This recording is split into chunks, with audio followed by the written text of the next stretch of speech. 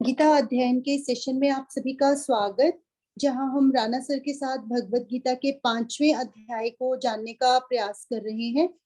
अभी तक हम 3 श्लोकों में अर्जुन द्वारा दिए गए प्रश्न जो कि हम सभी के मन के भी प्रश्न है कि कौन सा रास्ता हमें अपनाना है, उसी को और विस्तार से आगे जानेंगे सर से। सर को प्रणाम और निवेदन कि आज के सेशन की शुरुआत करें। ओम वसुदेव सुतं देवं कंसचाणूरमर्दनं देवकी परमानंदं कृष्णं वंदे जगद्गुरुं। सभी को बहुत बहुत प्रणाम।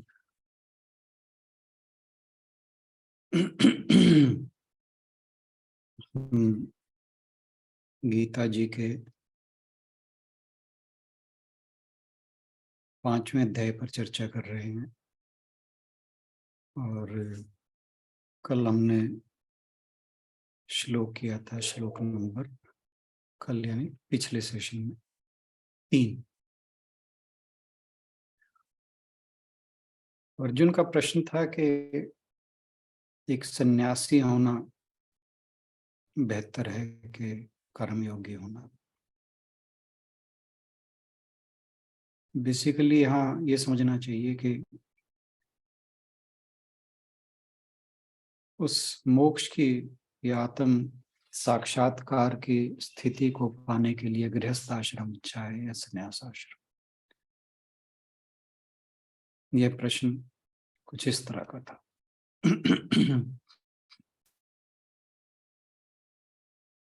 भगवान जी ने कहा कि दोनों ही मार्ग कल्याणकारी हैं, लेकिन क्योंकि कर्मयोग सहज है, फॉलो करना आसान है, तो ये ज्यादा बेहतर है। और फिर तीसरे श्लोक में भगवान जी ने कहा, ज्ञेयः स नित्य सन्यासी यो न द्वेष्टि न कांक्षति निर्द्वंद्वो हि महाबाहो सुखम बंधात् प्रमुच्यते।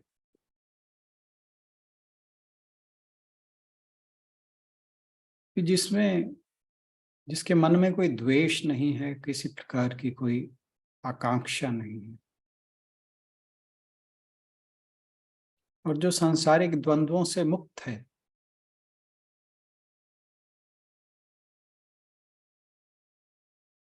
सुखम बंधात् प्रमुच्यते, वे बड़े आराम से संसार के बंधनों से मुक्त हो जाता है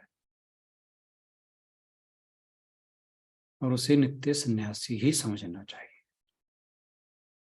तो अगर, क्योंकि हम सभी गृहस्थी हैं, गृहस्थ आश्रम में,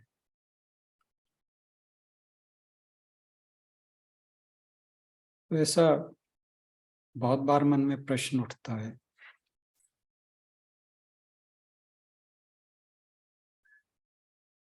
गृहस्थ जो है वो मोक्ष की प्राप्ति का अधिकारी हो सकता है या नहीं?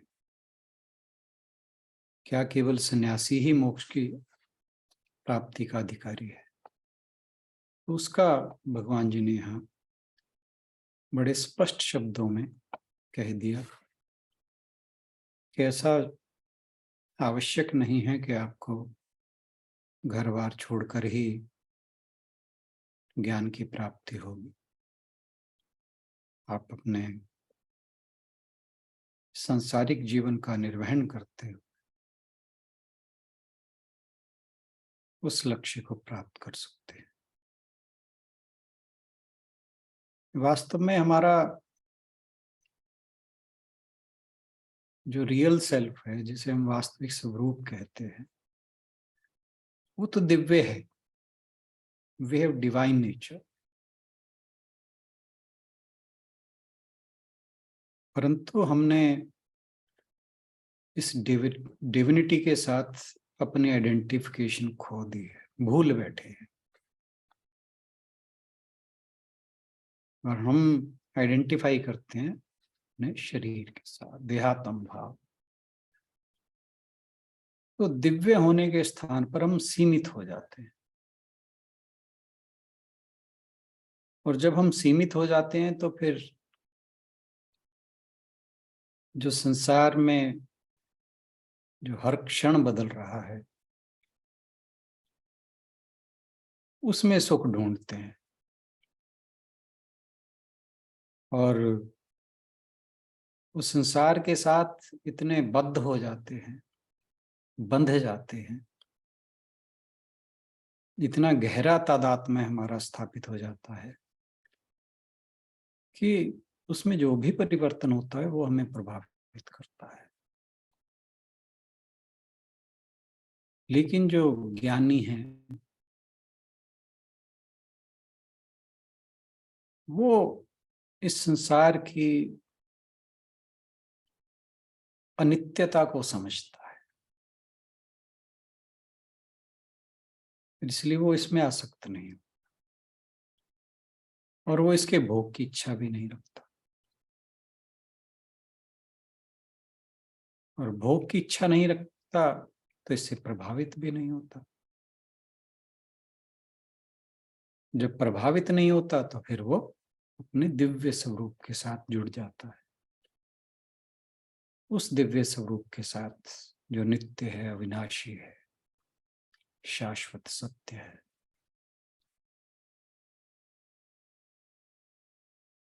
एक शब्द है न्यास। न्यास का अर्थ है कोई ऐसी एक संकल्प ले लेना कि मैं ऐसा करूंगा या नहीं करूंगा। जैसे मान लीजिए कोई व्यक्ति कहता है कि मैं सिगरेट छोड़ रहा हूं, कि मैंने सिगरेट छोड़ दी है।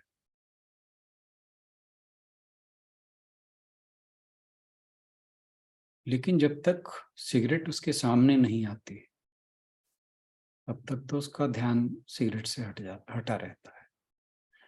लेकिन जैसे ही वो उसके सामने से गुजरता है पान वाले की दुकान के, और सिगरेट उसे दिखाई देती है, वो फिर जो उसका संकल्प था वो हवा हवाई हो जाता है। तो ये जो संकल्प था या त्याग कह लें, ये वास्तविक त्याग नहीं था, सच्चा त्याग नहीं था।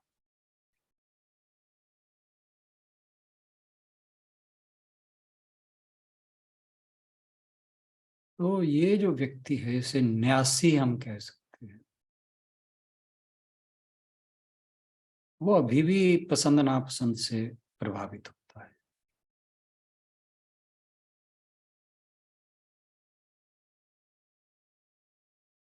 क्योंकि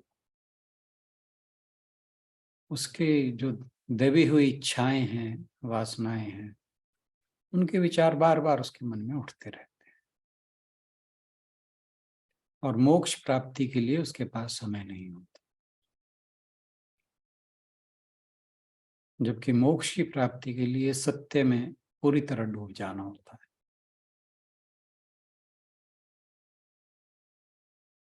जब इस न्यास वर्ड के साथ सम जुड़ जाता है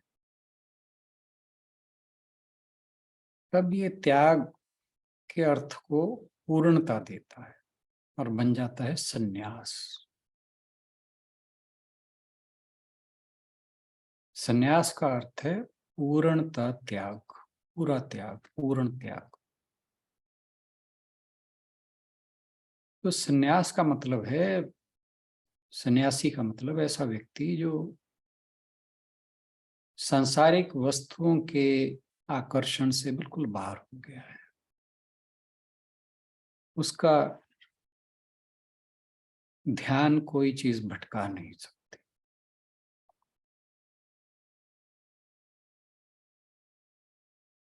तो ये एक ऐसी अवस्था है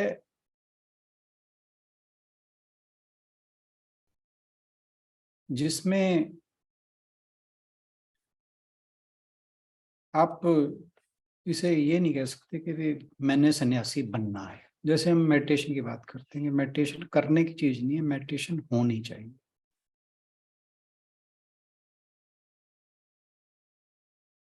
ऐसे ही सन्यासी कोई कहे कि भी मैं सन्यासी बनना चाहता हूं, वो मुश्किल है। व्यक्ति सन्यासी हो जाता है, और होगा कब? जब उसका सांसारिक वस्तुओं से मोह भंग हो जाएगा, उसे संसार की वास्तविकता पता लग जाएगी। और ऐसा धीरे धीरे होता है। आज आप संसारी व्यक्ति हैं और कल सोचो कि भी एकदम से आप सन्यासी हो जाओगे, ऐसा नहीं होता।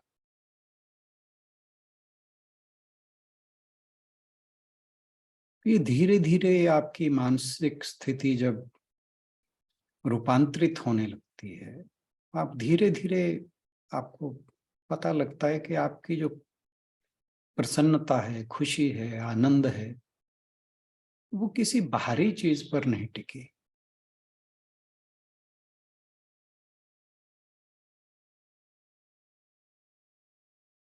तो आप जो सन्यासी का पद है उसे प्राप्त नहीं कर सकते।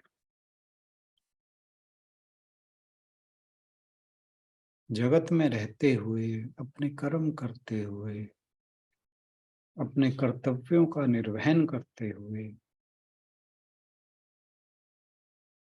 ऐसा होने की प्रतीक्षा करनी होती है।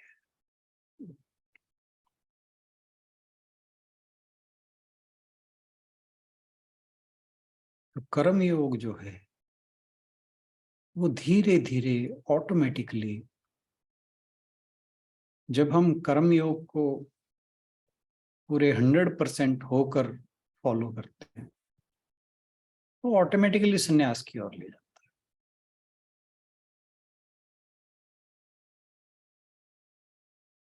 तो ये थी एक सन्यासी और संन्यास की बात। क्योंकि भगवान जी ने कहा था कि ऐसे व्यक्ति को सन्यासी समझो जिसने गे से नित्य सन्यासी यो न द्वेष्टि न कांक्षति निर्द्वंदो ही महाबाहु सुखम बंधात् प्रमुच्यते। तो ये स्थिति धीरे धीरे आती है। कब आएगी? जब मन से राग द्वेष निकल जाएंगे, इच्छाएं निकल जाएंगी, द्वंद्वों से रहित हो जाएगा, समत्व में उसका मन स्थित हो जाएगा, फिर वो अपने आप सन्यासी हो जाता है। ऐसे व्यक्ति को भगवान जी कहते हैं वो नित्य सन्यासी है।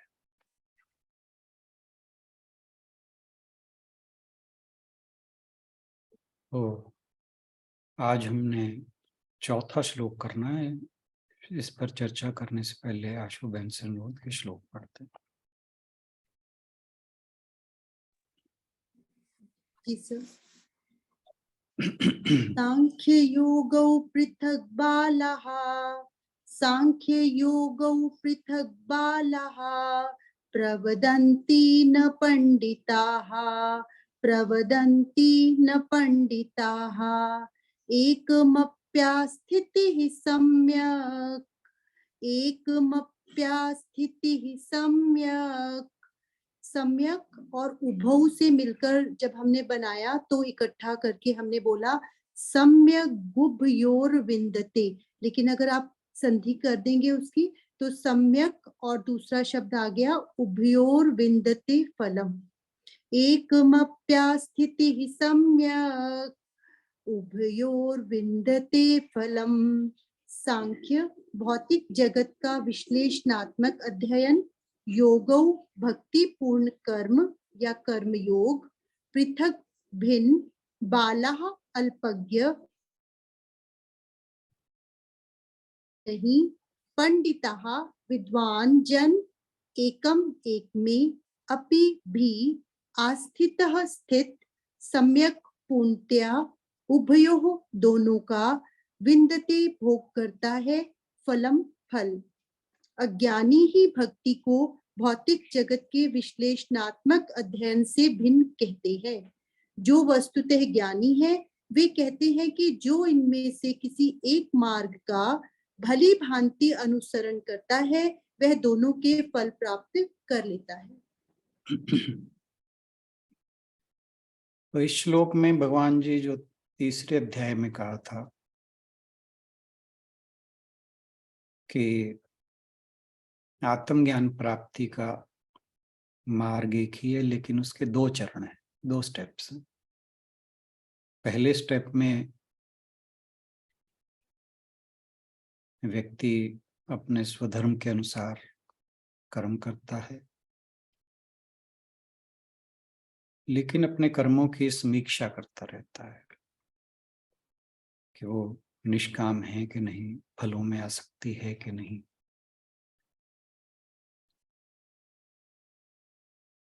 वो कृतत्व का भाव है कि नहीं।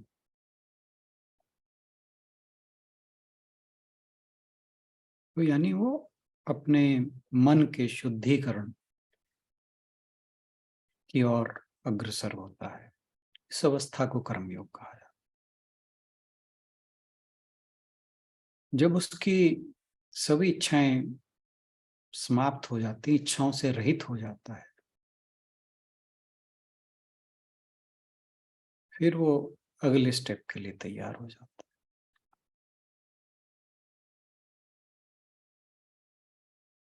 तो दूसरे स्टेप में वो ज्ञान प्राप्ति के साथ साथ जो बाकी कर्म हैं उनको कम करता जाता है। लेकिन ये दूसरा स्टेप तक पहुंचने के लिए पहले स्टेप को पार करना जरूर, पहले पड़ाव को पार करना जरूरी है, ताकि जो मनुष्य का अहंकार है वो खत्म हो गया हो, कृतत्व का भाव खत्म हो गया हो। उस अवस्था को कर्म संन्यास कहा जाता है। तो भगवान जी को ऐसा कहने की जरूरत क्या पड़ी? क्योंकि भगवान जी ने कहा कि कर्म योग कर्म संन्यास से बेटर है।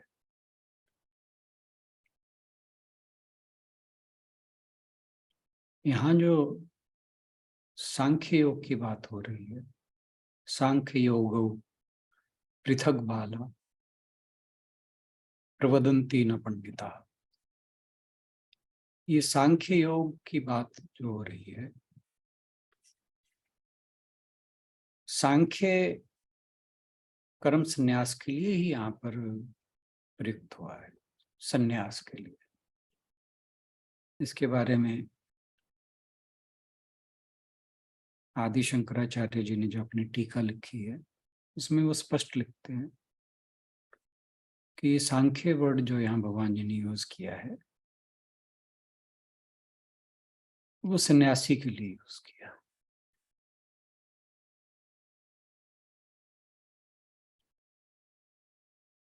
तो जब भी अक्सर ऐसा होता है कि एक चीज को हम जब अच्छा बताते हैं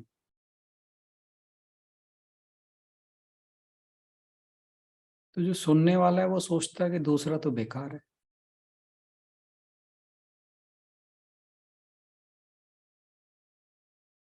कि बस यही ठीक है।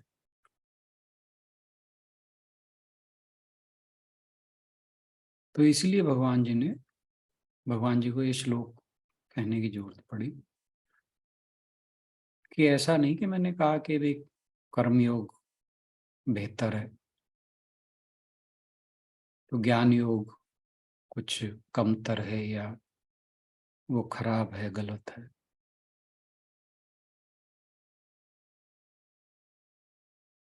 तो इसलिए भगवान जी ने कहा कि ये दोनों को जो बाल बुद्धि है, यहाँ बाल बुद्धि का मतलब हमें ये नहीं समझना चाहिए कि बच्चा बच्चे की बात नहीं हो रही। अब एक व्यक्ति ने मान लीजिए इकोनॉमिक्स में पीएचडी की है,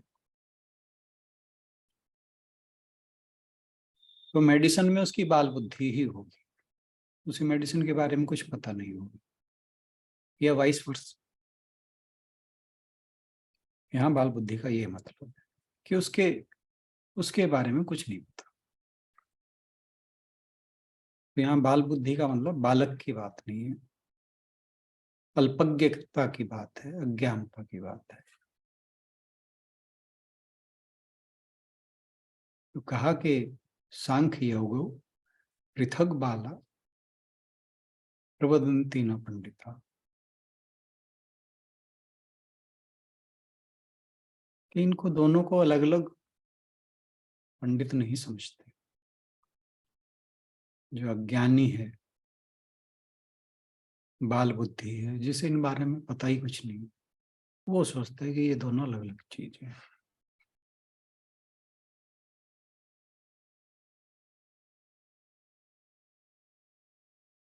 अपने जो सामान्य कर्म है हमारे, उनको आध्यात्मिक बनाने के दो ही उपाय हैं। एक है सभी कर्मों से कृतत्व का, अभिमान का त्याग, इसको सांख्य कहा जाता है। एक ज्ञानी ही ऐसा कर सकता है कि वो कर्मों को करते हुए कृतत्व का त्याग करते हैं। और दूसरा तरीका है फलासक्ति का त्याग, भोक्तृत्व का त्याग, फल के कारण उत्पन्न होने वाली चिंताएं, आकांक्षाएं, उनका त्याग।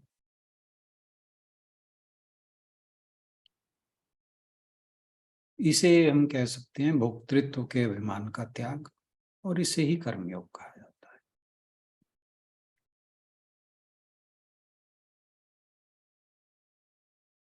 तो जो ज्ञानी है यह सन्यासी है, उसने कृतत्व के अभिमान का त्याग कर दिया है। जो कर्मयोगी है उसने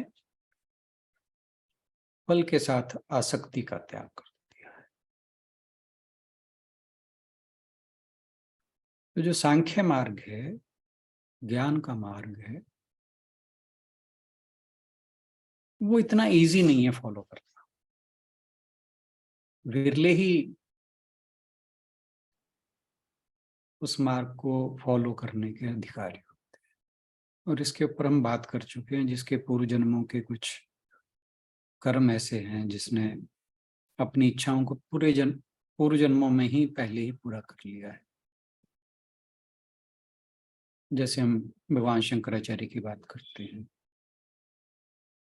विवेकानंद जी की बात करते हैं, रमण महर्षि की करते हैं, रामकृष्ण परमहंस की करते हैं। तो ये अलग श्रेणी के लोग थे। तो जो सांख्य मार्ग है, या ज्ञान का मार्ग है, या संन्यास का मार्ग है, एक्सक्यूज मी,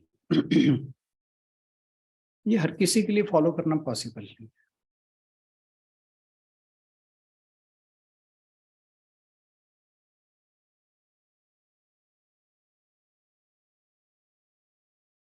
तो भगवान जी कह रहे हैं कि जो इन दोनों ही अवस्थाओं को ठीक से नहीं समझता, वही कहता है कि ये दो अलग अलग मार्ग हैं।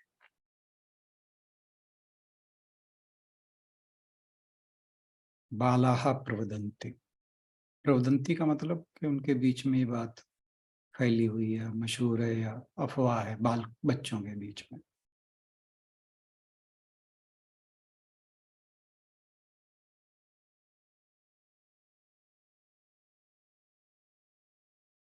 तो जो अज्ञानी है वो ये भी सोचता है कई बार कि एक स्टेप को बाईपास करके सीधे दूसरे पे पहुंच जाओ। कुछ लोग पहुंच जाते हैं, जैसे अभी मैंने जिनके एग्जांपल दिए, शंकराचार्य जी 6 वर्ष की आयु में ही सभी वेदों के ज्ञाता हो गए थे।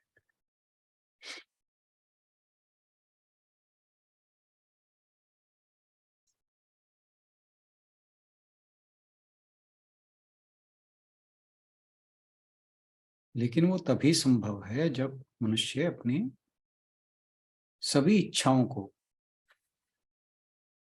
इच्छाओं से पहले ही रहित हो चुका हो। क्योंकि हम पुनर्जन्म के सिद्धांत को मानते हैं, तो इसका मतलब है कि वो पूर्व जन्मों में अपनी इच्छाओं से रहित हो चुका था।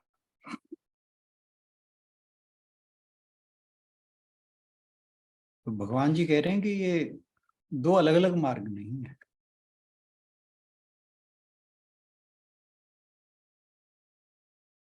यदि हम एक भी अवस्था में स्थित हो जाते हैं तो जो अंतिम लक्ष्य है उस तक पहुंच ही जाएंगे।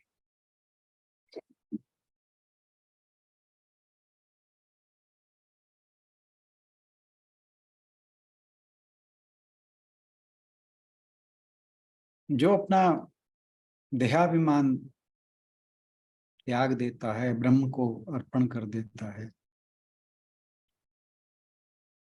जिसका अंतःकरण समत्व में टिका हुआ है, इंद्रियां विषयों में रमण नहीं करती,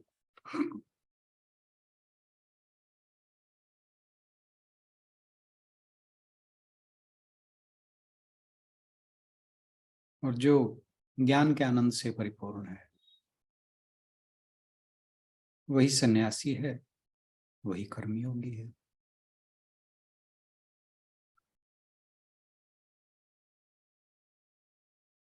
गृहस्थ आश्रम में होते हुए हमारे सामने कई बार ऐसी बात आ जाती है कि अमुक अमुक कर्म हमें करना चाहिए या ना करें। कर्म करें कि कर्म का त्याग करें।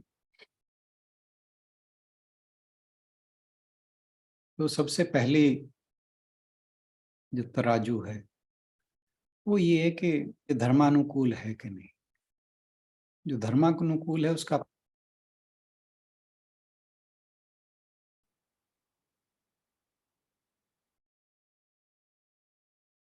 लेकिन अगर कर्म का त्याग धर्मानुकूल हो तो कर्म का त्याग कर देना चाहिए।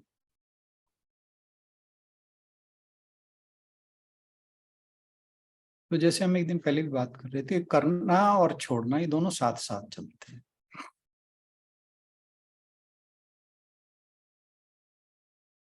जो कर्तव्य कर्म है वो करने चाहिए, जो त्यागने लायक कर्म है उन्हें त्यागना चाहिए। जैसे मान लीजिए आप आराम से बैठे हैं, आपने कोई काम नहीं किया, और कोई आकर कहे कि चलो हम आराम करते हैं, तो भाई आराम तो तब करेंगे ना पहले कोई परिश्रम किया हो। जब आप पहले ही आराम कर रहे हो तो सारा दिन लेटे ही हुए हो, तो आराम क्या करेंगे। तो आराम करने के लिए पहले आदमी को हार्ड वर्क करना हो, फिर आराम करेगा। जैसे हमारे शास्त्र में आता है कि दान करना बहुत अच्छा है, लेकिन अगर आपने कुछ कमाया ही नहीं तो दान क्या करोगे। दान करने के लिए कमाना भी तो जरूरी है ना। दान तो तभी कर पाओगे जब आपके पास देने के लिए धन है, उसे पहले आपने अर्जित किया हो। तो कर्म त्याग से पहले कर्म करना आवश्यक है। तो इसलिए ये पहला स्टेप आ गया, कर्म करना, कर्म योग। कर्म संन्यास से पहले का स्टेप ये है कि जैसे हमें दान करने के लिए पहले धन का उपार्जन जरूरी है, तभी दान करने की अवस्था में हम आ पाएंगे। ऐसे ही कर्म संन्यास से पहले कर्म योग का पालन करना जरूरी है, तभी हम कर्म संन्यास की अवस्था में आ पाएंगे। तो जिसके पास कर्म की पूंजी है ही नहीं, वो कर्म का त्याग कैसे करेगा, कर्म का दान कहां से करेगा?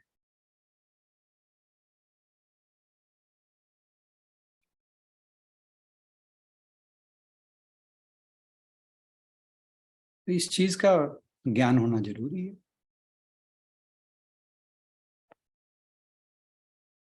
कौन सा कर्म करने लायक है, कौन सा छोड़ने लायक है, ये हम चौथे चैप्टर में अच्छे से समझ चुके हैं, जब भगवान जी ने श्लोक नंबर 18 से लेकर 23 तक कर्म अकर्म विकर्म इनके बारे में बताया था।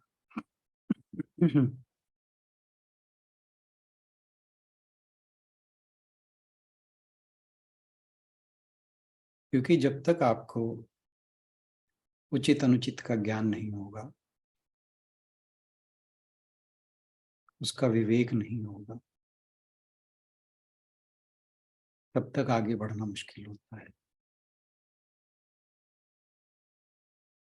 अब जैसे आप कहें कि आप मान लीजिए आपके इष्ट भगवान राम हैं, मुझे तो उनके दर्शन करने हैं, तो पहले आपको उनके स्वरूप का ज्ञान तो होना चाहिए। अगर आपको उनके स्वरूप का ज्ञान ही नहीं है, कल को आके मान लीजिए वो आपके सामने खड़े हो जाते हैं और आपने कभी उनकी स्वरूप का कभी बारे में सोचा भी नहीं है, तो आपको सामने कोई भी आके खड़ा हो जाए, कैसे पता लगेगा कि भगवान राम थे कि नहीं? वो दर्शन दे के भी चले गए।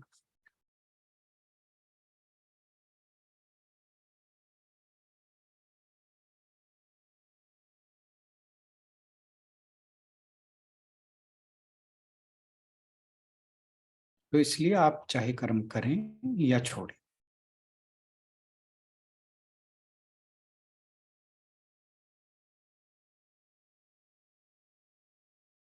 उसके फलस्वरूप प्राप्त ज्ञान ही होगा, यदि आप जो कर रहे हैं या छोड़ रहे हैं उसके बारे में आपको पता है।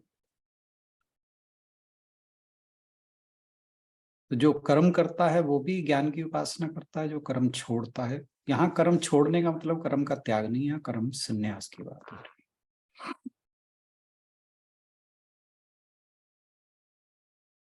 तो कर्म संन्यास भी ज्ञान की ही रीति है और कर्म का अनुष्ठान भी ज्ञान की ही रीति है।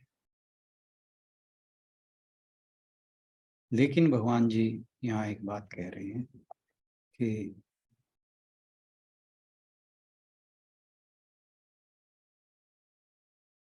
सम्यक उभयोर विंदते फलम। सम्यक क्या मतलब? पूर्णतया, एक निष्ठ होकर, जिसे हम नॉर्मल भाषा में 100% कहते हैं, कि चाहे आप कर्मयोग करें चाहे कर्म संन्यास करें, लेकिन जो भी करें 100% होकर करें। आधा अधूरा जो भी करेंगे वो गड़बड़ है।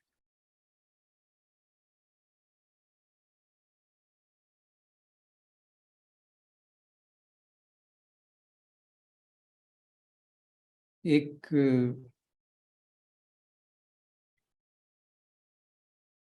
सज्जन जंगल में गए, उनके साथ कुछ और व्यक्ति भी थे। उन्होंने सबको अलग अलग कहा कि एक को कहा तुम लकड़ी इकट्ठी कर लो, दूसरे को कहा तुम पकाने की वस्तुएं ले आओ, तीसरे को कहा तुम बर्तन ठीक कर लो, चौथे को कहा तुम आग जला लो, और उनमें से एक को कहा कि भाई जब सब काम हो जाए तो तुम आग बुझाना मत भूलना, क्योंकि यह जंगल है और यदि जलती आग छोड़ दी तो वो जंगल का नुकसान कर सकती है। इसलिए आग बुझाना बहुत जरूरी है। अब सबको समझा दिया, सारे बारी बारी अपना सामान ले आए। वो जिसकी ड्यूटी आग बुझाने पे लगी थी, वो कहता कि जब आखिर में आग बुझानी है तो जलानी क्यों?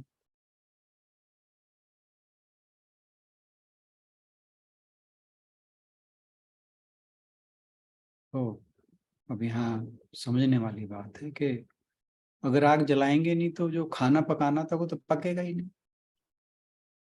ये तो ठीक है कि बुझानी नहीं पड़ेगी, बुझानी ही नहीं है तो जलानी ही नहीं है तो बुझानी नहीं पड़ेगी। बात तो ये है कि वे जला लो, अपना खाना बना लो, उसके बाद उसे बुझा देना।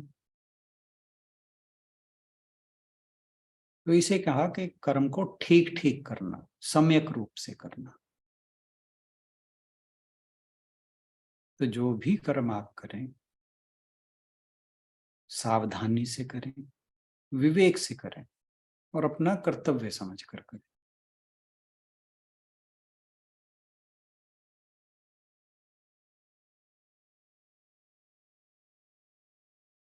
जो सन्यास है उसका लक्ष्य कर्म छोड़ना नहीं है। सन्यासी कहे कि भी मैं लोक संग्रह, सेवा या परमार्थ के कर्म नहीं करूंगा, तो उसका सन्यास फलित नहीं होगा। क्योंकि सन्यास का जो महत्व है वो कर्मों के बंधन से मुक्त होने में, कर्मों को छोड़ने में नहीं।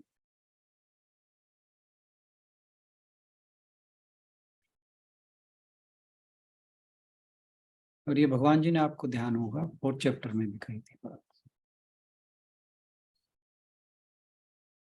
कि जो कुछ मैं करता हुआ भी कुछ नहीं करता, यही सन्यासी की दशा है कि वो इस तरह से कर्म करता है कि कुछ भी ना करता हुआ सब कुछ कर लेता है।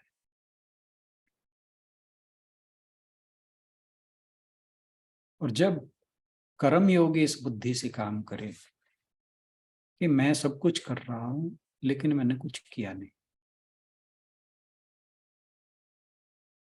तो फिर ये लाइन एक सी ही हो जाती।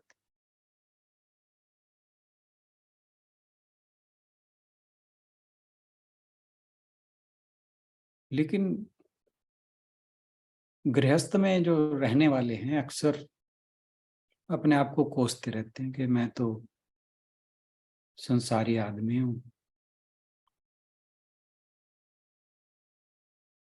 मैं एक सन्यासी को ही ज्ञान की प्राप्ति हो सकती है, ये सब मेरे लिए कहाँ बने हैं।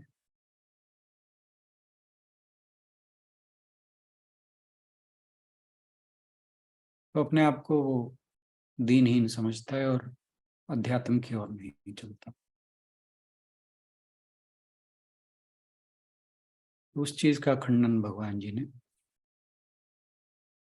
3रे श्लोक में कर ही दिया कि गे सत स नित्य सन्यासी यो न द्वेष्टि न कांक्षति।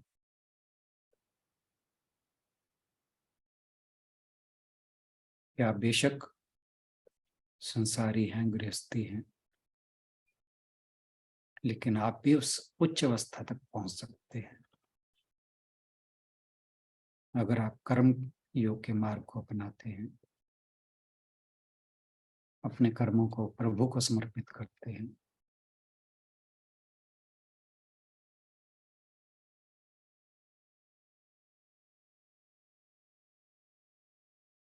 तो भगवान जी यहाँ कह रहे हैं कि जो अज्ञानी है, जिन्हें स्वयं का ज्ञान नहीं है, वही इन दो मार्गों के बीच में विरोध देखते हैं।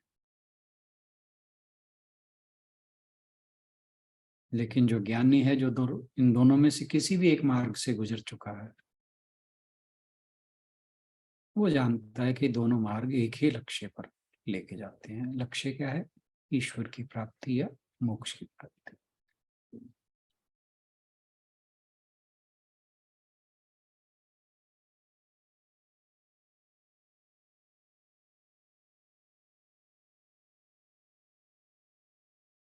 जो कर्म योगी है वो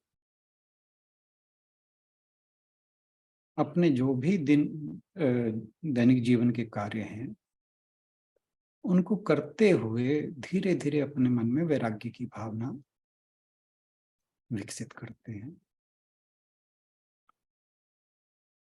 और भगवान का सेवक स्वयं को मानते हैं। तो जो भी वो करते हैं वो भगवान को अर्पण करते हुए करते हैं। तो जब इस तरह से व्यक्ति कर्म करता है तो उनकी जो अंतःकरण है वो बिल्कुल सन्यासियों के समान ही हो जाता है। धीरे धीरे मन शुद्ध होता हुआ दिव्यता की ओर चलने लगता है। अब बाहर से देखने में तो वो गृहस्थी लग रहे हैं, संसारी लग रहे हैं, लेकिन अंदर से ऐसा व्यक्ति किसी सन्यासी से कम नहीं। और हमारे शास्त्रों में तो ऐसे बहुत से लोगों का वर्णन है। महाराज जनक, प्रहलाद, विभीषण, युधिष्ठिर और भी बहुत से हैं।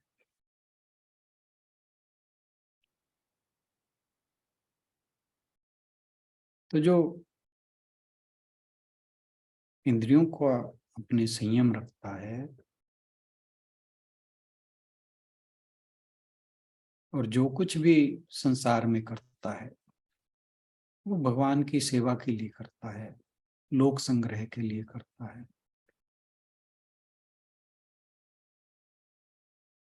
ऐसा कर्मयोगी धीरे धीरे ज्ञान का अधिकारी हो जाता है, भगवान का परम भक्त हो जाता है। और ऐसे व्यक्तियों के लिए कर्मयोग और कर्म संन्यास इसमें कोई फर्क नहीं रह जाता, क्योंकि दोनों का फल एक ही है। फल क्या है? अज्ञान की निवृत्ति।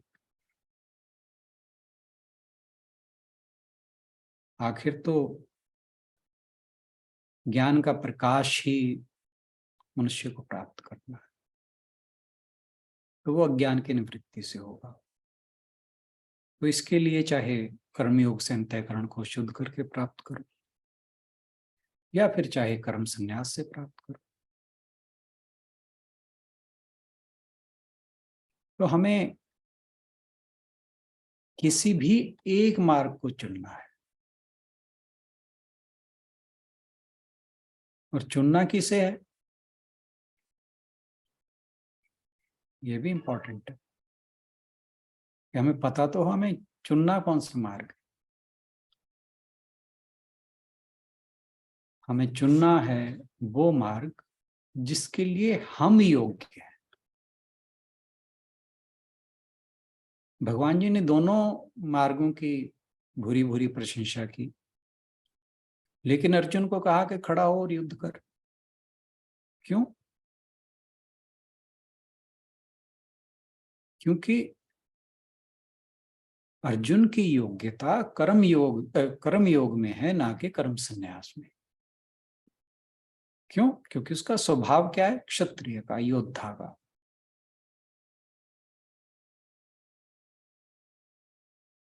रजोगुण उसका प्रबल है।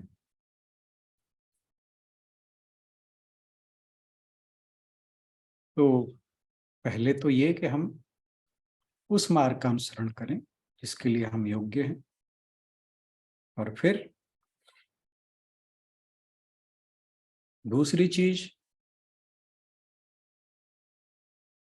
एकम अपि स्थिता सम्यक, किसी भी एक में स्थित होकर 100%। पहले तो ठीक मार्ग को चुनो,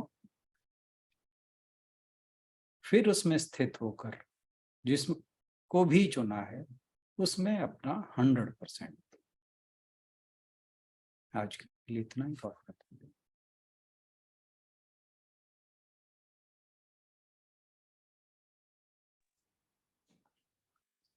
धन्यवाद राणा सर।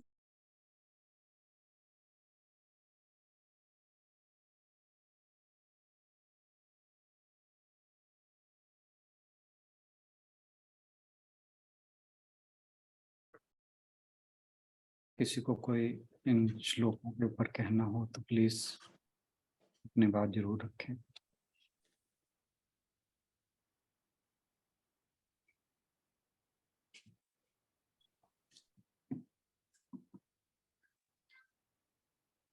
यदि कोई आज के श्लोक पर अपनी विचार व्यक्त करना चाहे तो कर सकते हैं।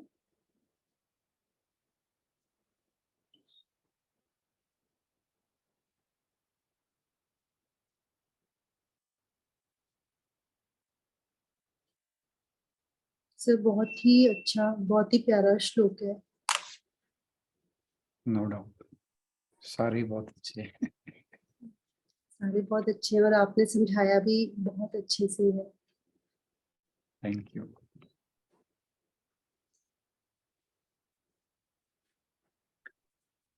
हाँ, मिसेस पाठक कुछ कहना चाहेंगे आज के श्लोक को लेकर?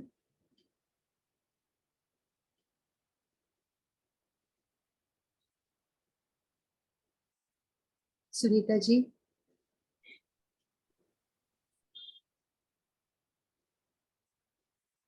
अंजू सिंगल जी, गीतांजलि जी, कुसुम हांडा जी।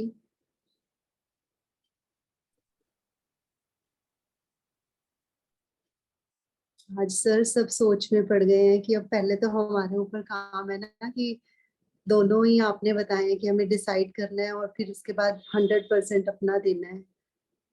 है काम आसान भी बहुत है अगर कहा जाए तो, एटलीस्ट वो एक पीस ऑफ माइंड तो मिलेगा ही उसके बाद जब हम अपना रास्ता चुन लेंगे, तो उसके बाद उस पर चलने में एटलीस्ट खुद मन में तो एक आनंद भरा रहता है कि हम सही रास्ते पर चल रहे हैं। बिल्कुल। चलिए फिर इसी के साथ समापन की ओर बढ़ेंगे। आप सभी का धन्यवाद हर रोज समय पर आने के लिए। बिल्कुल राइट टाइम पर हमारा सेशन अब शुरू हो रहा है जब से हमने 5वां अध्याय शुरू किया है। आप सभी का बहुत बहुत धन्यवाद। सर से निवेदन की समापन की ओर। ओम पूर्णमदः पूर्णमिदं पूर्णात् पूर्णमुदच्यते पूर्णस्य पूर्णमादाय पूर्णमेवावशिष्यते। ओम शांति शांति शांति। सभी को बहुत बहुत प्रणाम और इस चर्चा में जुड़ने के लिए बहुत बहुत धन्यवाद। सभी की ओर से राणा सर का बहुत बहुत धन्यवाद। कल मिलते हैं नेक्स्ट श्लोक के साथ। Thank you everyone. आज सब लोग शांत क्यों हैं पहले बताओ, कि कोई बोला ही नहीं इतने प्यारे श्लोक पे आज कोई भी? साथ नहीं बोल, थोड़ा सा इसको दोबारा सुनेंगे तभी तो फिर बोलेंगे। आज तो खाली सुन ही रहे थे अभी। दूसरी बात ये है कि जब ऐसे कहा कि डिसाइड करना है तो दिमाग उस तरफ चल पड़ा, हमारे लिए कौन सा रास्ता ठीक है। क्योंकि गृहस्थी में रह करके हम लोग मतलब कर्म ही करने पे वो कर सकते हैं, और कर्म करना सिर्फ घर के लिए खाना बनाना और घर के काम करने को कर्म नहीं कहते ना। असल में तो कर्म है कि सोसाइटी के लिए भी कुछ हो, और या व्हाटएवर। अभी तो यही सोच में पड़ा हुआ है दिमाग। नहीं, तो इसमें सर ने सोच फिर बाद में सिंपल तो कर दिया कि अपनी योग्यता के अनुसार। मेरे ख्याल से वो अपना बहुत सारी प्रॉब्लम्स को सॉल्व करता है सर। कि पहले तो हम कोशिश करते हैं कि बहुत कुछ अचीव करने की हमेशा कोशिश होती है, और फिर अपने अंदर थोड़ा सा मन में ये आने भी लग जाता है कि हम नहीं कर पाएंगे। बट आपने जो बात कही कि योग्यता के अनुसार कि हम क्या कर सकते हैं, मेरे ख्याल से अपना 100% देकर। देखिए, हमारे सामने दो मार्ग हैं। बड़ी सिंपल सी बात है, हम गृहस्थी हैं, क्या हम सन्यासी हो सकते हैं? यस और नो? नहीं हो सकते, पहले तो एकदम सन्यासी नहीं होते, कर्म योगी ही होंगे। बस फिर नहीं, बस हमने दीदी जो मैं समझी हूँ, हरिओम सर, हरिओम एवरीवन। हमने जो मैं समझी हूँ, हमने कोई सन्यासी थोड़ा होना है उस तरीके से। हमें कृष्ण भगवान ने खुद ही कहा है कि गृहस्थ में कर्मों को करते हुए कर्मों के फल की आसक्ति नहीं करनी। हम बीइंग अ लेडी, हम अपने बच्चों को गीता जी को पढ़ के साक्षी बना के अपने बच्चों को संस्कार दे दें, ये भी एक अच्छी ही बात। हम कुछ अपने भी काम में परफेक्ट रहें। बिल्कुल, जो भी आप कर रहे हैं, अब आप गृहस्थ हैं, गृहस्थ में जो भी आपके दायित्व हैं उन्हें 100% करो। जैसे घर वो का कहते हैं खाना विद्यार्थी का कर्म पढ़ना है, तो हम गृहस्थ हैं, हम मैरिड हैं, हम अपने पति के प्रति लॉयल रहें, बच्चे के प्रति उनको अच्छे आगे बच्चे को अगर हम संस्कार दे पाते हैं, अभी तो सिर्फ दे पाने की ही बात कर रहे हैं, तो मैं कहती हूँ कृष्ण भगवान का ही बताया हुआ रास्ता होगा ये। हमें कोई अपने अपने परिवार के लिए मुताबिक। खाना बनाना भी कोई कर्मयोग से कम नहीं है। हाँ जी।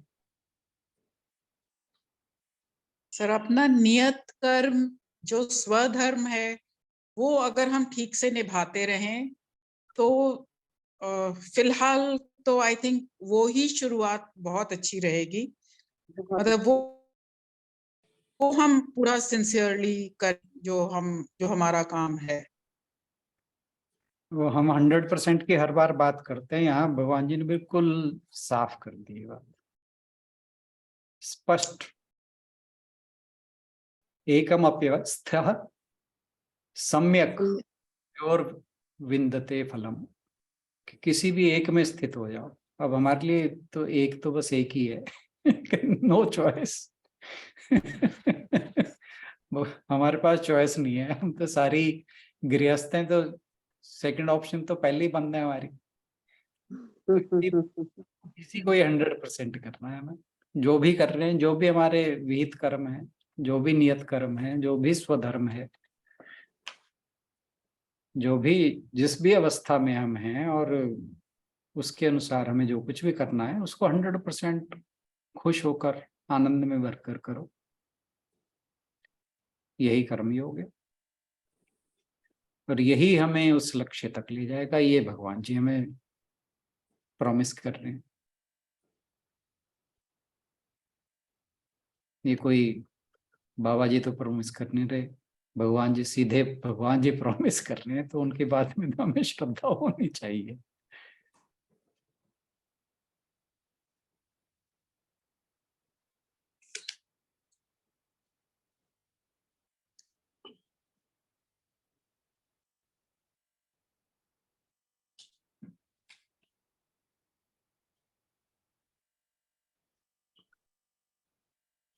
आशु, ये चलिए। आज डाल दोगे ना?